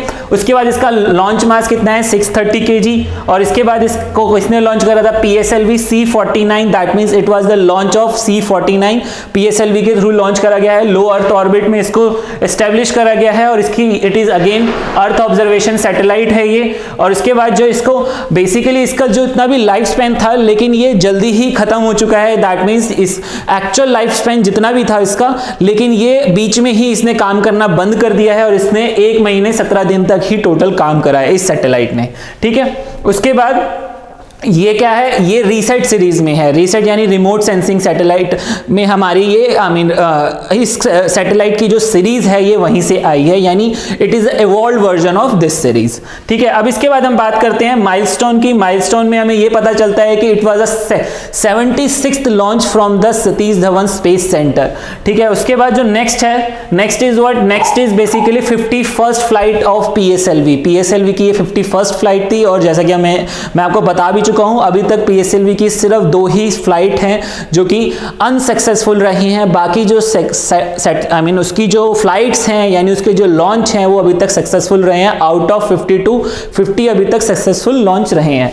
उसके बाद जो इसका नेक्स्ट जो है, it was the launch from the first launch pad, that was the 38 जो लॉन्च था इसका from the first launch pad, ठीक है। हमारे पास इंडिया में अभी तक 2 लॉन्च पैड है, एक जिसे हम फर्स्ट लॉन्च पैड कहते हैं और एक सेकेंड लॉन्च पैड कहते हैं, ठीक है। और ये जो सैटेलाइट थी, जो EOS हमारी जो लॉन्च करी गई है PSLV C49 के थ्रू, ये हमारा फर्स्ट लॉन्च पैड से 38 फ्लाइट थी उसकी, यानी फर्स्ट लॉन्च पैड से 38 लॉन्च था ये, ठीक है। और उसके बाद ये PSLV DL का हमारा सेकेंड फ्लाइट थी ये, ठीक है। ये जैसा कि आप देख सकते हैं, it is on the screen. Next is what it was, इसके साथ साथ क्या करा गया था, PSLV C49 में और भी हमारे कस्टमर रखे गए थे, दैट मीन्स और भी इंटरनेशनल सैटेलाइट्स को लॉन्च करा गया है, जिसमें से एक लुथानिया की थी, 4 लग्जमबर्ग की थी और 4 अगेन हमारी USA की थी। इसको आपको याद करने की जरूरत नहीं है, इतना डिटेल में जाने की जरूरत नहीं है, जस्ट फॉर एक गो थ्रू ले लेना ताकि आपको आइडिया रहेगी कौन कौन सी थी, इन केस अगर UPSC एक स्टेटमेंट दे देता है तो। अदरवाइज इन चीजों को यानी इनके बारे में डिटेल में जाने की जरूरत नहीं है हमें। Next is what was the application इसकी again agriculture, forestry, disaster management, इसकी यही मेन इसकी क्या है हमारी, आपको इसका बेसिक पर्पस ही यही है, अर्थ ऑब्जर्वेशन सैटेलाइट। और EOS का मतलब ही क्या है, अर्थ ऑब्जर्वेशन सैटेलाइट। और ये करता क्या है, एग्रीकल्चर, फॉरेस्ट्री, मिनरल्स, उसके अलावा हमारे और भी इसके बहुत सारे फीचर्स हैं जिसका हम क्या कर सकते हैं, इसको यानी अलग अलग इक्विपमेंट्स हैं जिनका यूज करके हम अर्थ को ऑब्जर्व कर सकते हैं। चलिए नेक्स्ट देखते हैं। Next is what is the advantage. Advantage क्या है इसका, सबसे पहला एडवांटेज ही यही है, it is a radar imaging satellite. ठीक है, रेडार इमेजिंग सैटेलाइट में होता क्या है कि ये हमारे वेदर से, फॉग से या किसी भी तरीके का क्लाइमेट होगा उससे कोई इफेक्ट नहीं पड़ता इसे, क्योंकि ये रेडार बेसिस पे काम करती है। इसमें जो इमेजेस होती हैं वो बेसिकली रेडार बेस होती हैं। तो जिस वजह से क्या बेनिफिट रहता है कि अगर सामने कोई ब्लॉकेज भी होगा तो भी उसे कोई फर्क नहीं पड़ेगा, तो भी ये क्या करेगा, हमारे को बता सकता है कि आसपास कौन सा ऑब्जेक्ट है या कौन सा इनकमिंग फ्लाइट है या कोई भी चीज होगी हमारे उस पर्टिकुलर रेडार की रेंज में, तो वो सब कुछ बता सकता है। और इसके बाद इसका जो नेक्स्ट जो फीचर है कि ये क्या कर सकता है, हाई क्वालिटी इमेज प्रोवाइड कर सकता है। क्योंकि हाई क्वालिटी इमेज प्रोवाइड करने का मतलब ही क्या है कि it can be use for military purpose even, क्योंकि मिलिट्री में हमारे रेडार का ही बहुत ज्यादा यूज होता है। जैसे कि मैंने आपको बताया था, हमारे जो बैलिस्टिक मिसाइल डिफेंस सिस्टम है या किसी भी तरीके की हमारी इनकमिंग मिसाइल्स होती हैं वो रेडार्स के थ्रू ही हम क्या करते हैं, डिटेक्ट करते हैं और उनको उनके अगेंस्ट फिर हम एक कोई मिसाइल को लॉन्च करते हैं। तो ठीक है, इसके बाद ये आता है कि basically it is useful for military requirements as well, क्योंकि इसमें क्या करते हैं कि इसमें हाई क्वालिटी इमेजेस हमें देखने को मिलती हैं, यानी वो रेडार से कर सकते हैं, उसके सामने कोई भी हमारी प्रॉब्लम हो, यानी कोई भी हमारे सामने वेदर हो, फॉग हो, किसी भी तरीके का क्लाइमेट हो, कुछ भी सामने होगा उसके लिए कोई फर्क नहीं पड़ता। ठीक है, और इसका जो नेक्स्ट एडवांटेज यही है कि different properties on the land can be captured in the image on the basis of the wavelength used by the radar. ठीक है, जैसे कि मैंने बताया था डिफरेंट वेवलेंथ के जो भी ऑब्जेक्ट हमारे ग्राउंड पर है वो क्या है, अलग अलग तरीके की वेवलेंथ्स को रेडिएट करता है। रेडिएट मतलब उसमें से रेडिएशंस निकलती हैं और वो रेडिएशंस क्या होती हैं, डिफरेंट वेवलेंथ होने की वजह से ही हम क्या कर पाते हैं, उनको डिटेक्ट कर पाते हैं, क्यों अलग अलग इंस्ट्रूमेंट अलग अलग वेवलेंथ को डिटेक्ट करने के लिए बनाए जाते हैं। ठीक है, तो यही इसकी खास बात है इस EOS 01 की कि अलग अलग इंस्ट्रूमेंट से, अलग अलग ऑब्जेक्ट से, अलग अलग एलिमेंट से क्या होता है, अलग अलग रेडिएशंस निकलती हैं, अलग अलग वेवलेंथ की रेडिएशंस निकलती हैं, जिस वजह से हम क्या कर सकते हैं, हम उनको डिटेक्ट कर पाते हैं। तो यहां पर यही लिखा है the low wavelength signal can capture the tree cover और वेजिटेशन। ठीक है, while a higher wavelength signal can penetrate even dense tree cover to look at the contour of land beneath। ठीक है, तो यही इसका बेनिफिट है कि ये अलग अलग इंस्ट्रूमेंट जो हैं जो कि अलग अलग वेवलेंथ रेडिएट करते हैं, जिस वजह से हम अलग अलग एरियाज को क्या कर सकते हैं, डिटेक्ट कर सकते हैं और उनको जान सकते हैं उनके बारे में। चलिए नेक्स्ट देखते हैं। Next is what, RISAT 2BR1। It is again our radar imaging satellite. जैसे कि मैंने बताया कि ये भी क्या है, रेडार इमेजिंग सैटेलाइट है हमारी। ठीक है, और जैसा कि आप स्क्रीन पे देख सकते हैं वो this is our radar imaging satellite RISAT 2BR1। ठीक है, तो next is what is this, it's salient feature. हम देख सकते हैं कि सेलिएंट फीचर में सबसे पहले इट वाज लॉन्च्ड ऑन 11 दिसंबर 2019, यानी लास्ट ईयर इसको लॉन्च करा गया था, यानी अप्रॉक्स 1 साल पहले। और इसका वेट कितना है, 628 kg। और अगेन इसको कौन सा लॉन्च था, ये PSLV का C49th लॉन्च था। ठीक है, और उसके बाद इसको लो ऑर्बिट में एस्टेब्लिश करा गया है। और इसके बाद इसकी बेसिकली जो ये अर्थ ऑब्जर्वेशन सैटेलाइट है और इसके साथ साथ इसकी मिशन लाइफ कहूँ तो मैं इसकी 5 ईयर है, यानी ये 5 साल तक काम करेगी। और ये लास्ट ईयर इसे लॉन्च करा गया था, दैट मीन्स इसका 1 साल हो चुका है ऑलरेडी। और इसके बाद इसकी जो हेरिटेज है, again it is a reset series, जैसा कि आप नाम से भी देख सकते हैं, इट इज रीसेट 2BR1। ठीक है, तो it is a reset series. Next is what, next is milestone. It was the 75th launch from the Satish Dhawan Space Center। ठीक है, सतीश धवन स्पेस सेंटर से ये 75th लॉन्च था and it was the 50th flight of the PSLV। ठीक है, इसके बाद हमारे पास क्या है, it was the 37th launch from the first launch pad. First launch pad मैंने आपको बता दिया है कि फर्स्ट लॉन्च पैड, और हमारे पास इंडिया में 2 ही लॉन्च पैड है। दैट मीन्स 2 लॉन्च हैं, यानी 2 लॉन्च हमारे एक पर्टिकुलर प्लेटफॉर्म बनाए गए हैं जिस पे खड़े करके हम अपनी PSLV या GSLV को लॉन्च करते हैं। तो वो इंडिया में सिर्फ 2 ही हैं। तो फर्स्ट लॉन्च पैड से कितना, कौन सी फ्लाइट थी, ये 37th फ्लाइट थी। और इसके बाद जो हमारा जो नेक्स्ट जो फीचर है, it was the PSLV QL की ये सेकेंड फ्लाइट थी। जैसा कि मैंने बताया था, PSLV के अलग अलग वर्जन्स हैं जो कि हम PSLV के बारे में पढ़ चुके हैं, तो ये आपको वहां पर देखने को मिल जाएगा। ठीक है, इसके बाद इसकी application, again it is use for agriculture, forestry and disaster management. जैसा कि मैंने आपको बताया था कि यही हमारी क्या है, अर्थ ऑब्जर्वेशन सैटेलाइट की एप्लीकेशंस हैं। और मैं आपको बता दूं कि एप्लीकेशन बेस्ड भी क्वेश्चन पूछे जाते हैं और एक पर्टिकुलर स्टेटमेंट दे दी जाती है कि आप जब आप देखेंगे तो ये एक पर्टिकुलर स्टेटमेंट क्या करेगी, आपको कंफ्यूज भी कर सकती है। क्योंकि सैटेलाइट्स, आपको लगता है कि हमें क्या लगता है कि बेसिकली सारी की सारी सैटेलाइट एक ही काम करती है, ठीक है, लेकिन ऐसा नहीं है। कुछ सैटेलाइट्स, जैसा कि हमने पढ़ा है अभी तक, कम्युनिकेशन सैटेलाइट, उनका काम ही क्या है, कम्युनिकेट करना।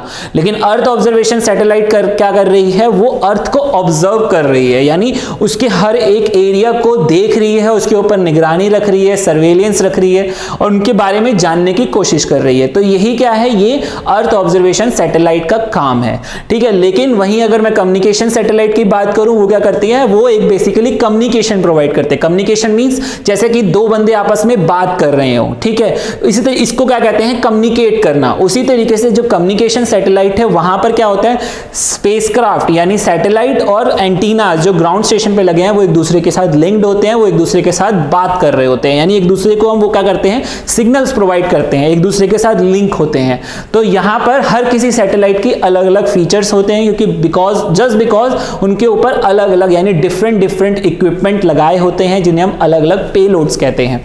ठीक है, next is what, next is basically ये क्या है, इंटरनेशनल हमारे क्या थे, इंटरनेशनल कस्टमर थे जो हमारी इस सैटेलाइट के साथ लॉन्च करे गए थे। जैसे कि आप देख सकते हैं, जापान का एक है, इटली, यूएस, इजराइल, यूएसए के 4 हैं, अगेन यूएस का एक और है। ठीक है, these were the spacecraft which was launch with this spacecraft, यानी रीसेट 2BR1 के साथ क्या करा गया है, इसको लॉन्च करे गए थे, ये सब लॉन्च करे गए थे। इसके अलावा अदर जो हमारी अर्थ ऑब्जर्वेशन सैटेलाइट है, जैसा कि हम देख सकते हैं, जिनके बारे में हमें जानने की जरूरत नहीं है क्योंकि ये काफी पास्ट में लॉन्च करे गए थे, इनका लाइफ स्पैन है, अभी भी ये वर्किंग में है, लेकिन हमें इनके बारे में जानने की जरूरत क्यों नहीं है, क्योंकि ज्यादातर देखने को मिलता है जो यूपीएससी जो क्वेश्चन पूछता है वो रिसेंट लास्ट 2 या 3 ईयर तक ही पूछ पाता है, इससे ज्यादा वो इससे बियॉन्ड नहीं जाता।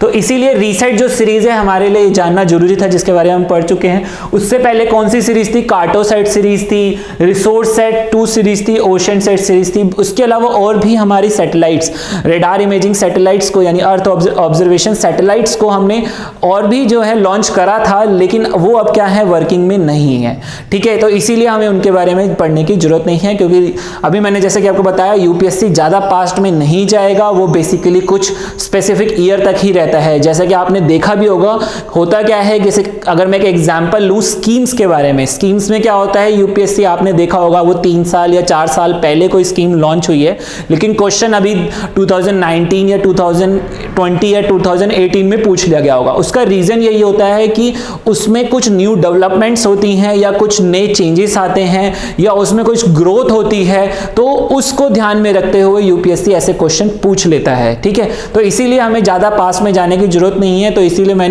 सिर्फ 2 से 3 साल को कवर करने की ही कोशिश कर रहा हूं। ठीक है, नेक्स्ट जो हमारा क्या है, अदर सैटेलाइट्स में क्या आता है, अदर सैटेलाइट्स में हमारी एक्सपेरिमेंटल सैटेलाइट्स हैं, स्मॉल सैटेलाइट्स हैं, यूनिवर्सिटी सैटेलाइट्स हैं, जिनके बारे में हम यहाँ पर डिस्कस नहीं करेंगे। अगर इन फ्यूचर कोई यूनिवर्सिटी सैटेलाइट अगर इन फ्यूचर कोई लॉन्च होती है या यूनिवर्सिटी या एकेडमिक्स कोई बनाता है, तो उसको हम करंट अफेयर में डेफिनेटली कवर करेंगे।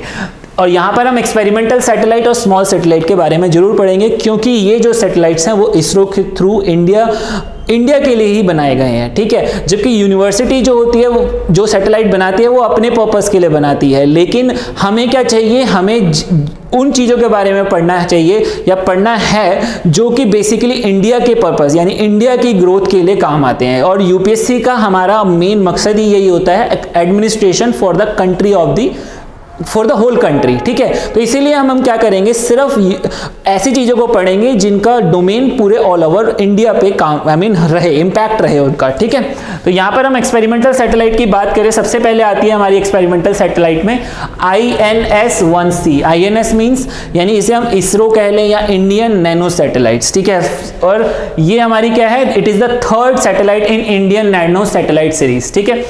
यानी ये थर्ड सैटेलाइट थी, उससे पहले भी हमारी और भी सैटेलाइट लॉन्च करी गई हैं, लेकिन वो अलग अलग वर्जन्स थे उनको अलग अलग नाम दिया गया था। लेकिन ये जो हमारी इंडियन नैनो सैटेलाइट है, ये that is the other series, ठीक है। तो ये उस सीरीज की थर्ड सैटेलाइट है। और बेसिकली क्या है, it carries miniature multi spectrum technology demonstrator payload from the space application centre. जैसे कि मैंने बताया था कि ये क्या है, इनका यूज किस लिए हो रहा है, एक्सपेरिमेंटल पर्पस के लिए, यानी कुछ एक्सपेरिमेंट्स करने के लिए, ताकि बहुत सारी ऐसी चीजें हैं या मैं कहूँ या बहुत सारे एक्सपेरिमेंट्स हैं जो कि अर्थ पे यानी ग्राउंड सरफेस पे रह के नहीं हो सकते, तो उनको क्या करा जाता है, उनको बाहर यानी आउटर स्पेस में करा जाता है। जैसा कि हमें पता है इंटरनेशनल स्पेस स्टेशन, वो क्या है, वो वहां पर बेसिकली बहुत सारे एक्सपेरिमेंट्स कर रहे हैं जिनके बारे में इंडिया को नॉर्मल पीपल को पता ही नहीं चल पाता, ठीक है।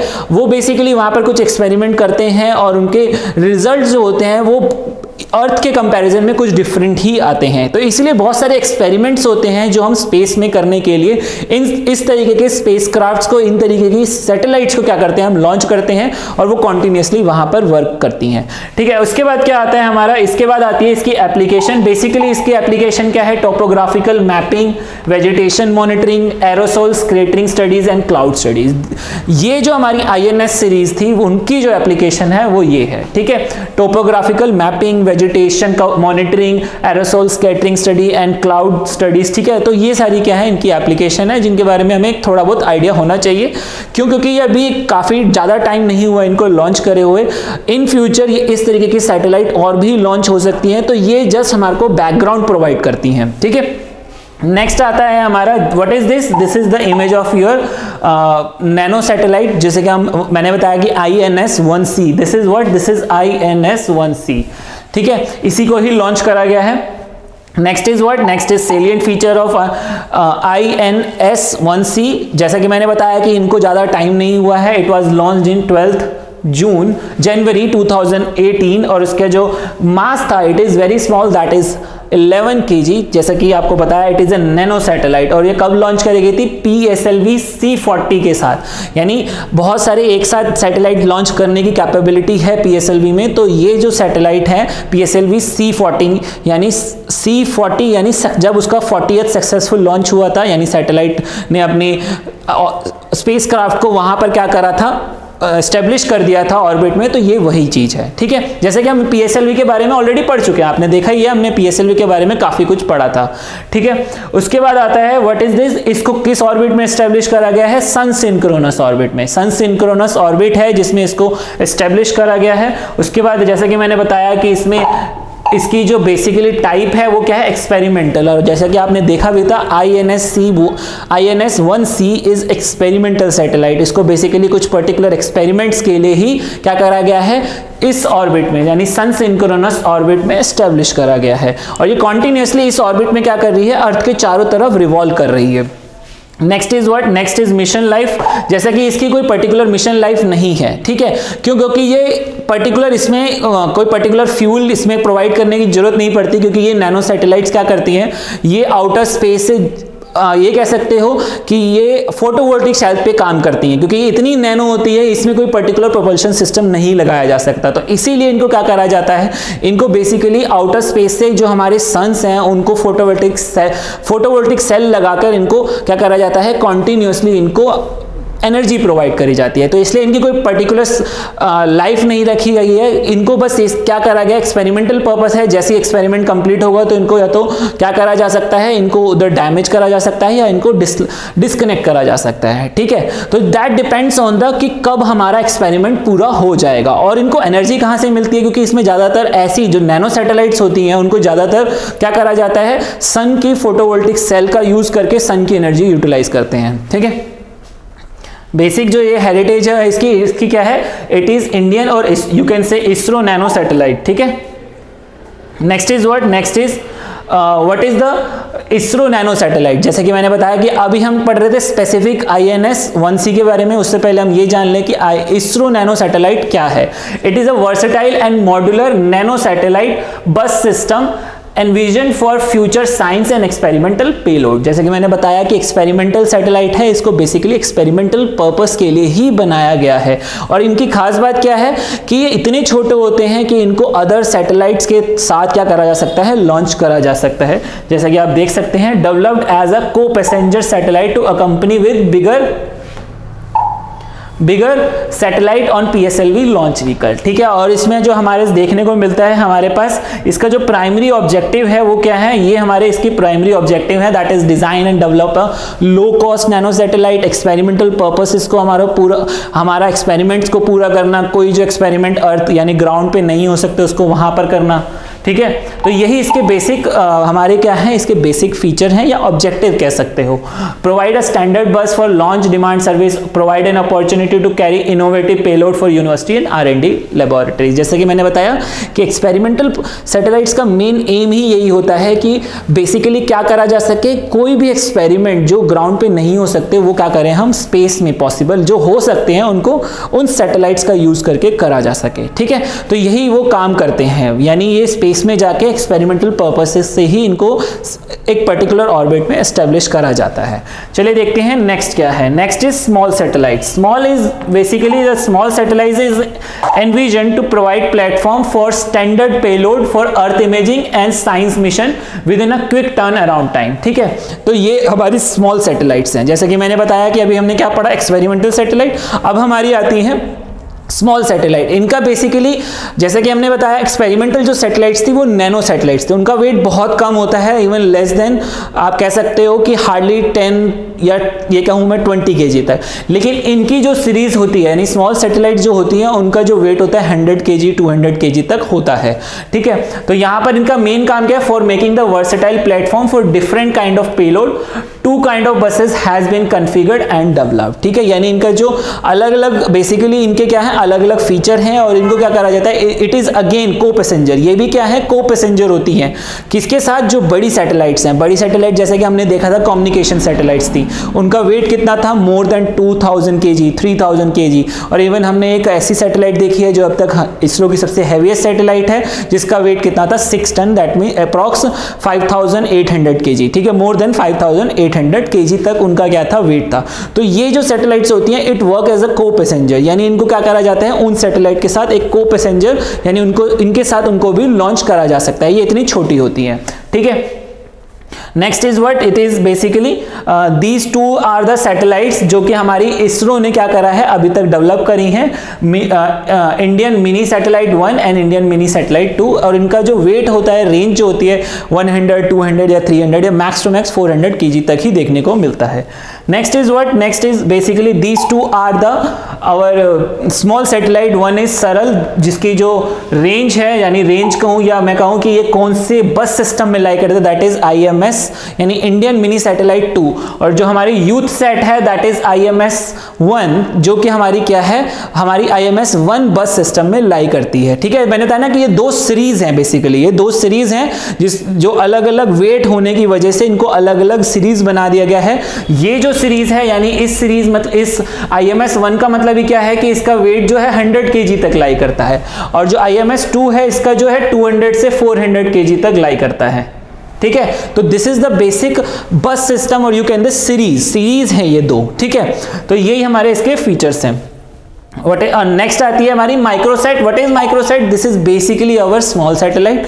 It is one of the example जो कि अभी काफी ज्यादा टाइम नहीं हुआ है लेकिन फिर भी इसे काफी टाइम हो चुका है, तो इसीलिए हम इसके जस्ट बैकग्राउंड के लिए मैं इसको आपके साथ डिस्कस कर रहा हूं। What is this, micro satellite built as a co passenger payload. ठीक है, जैसे कि मैंने बताया it works as a co passenger.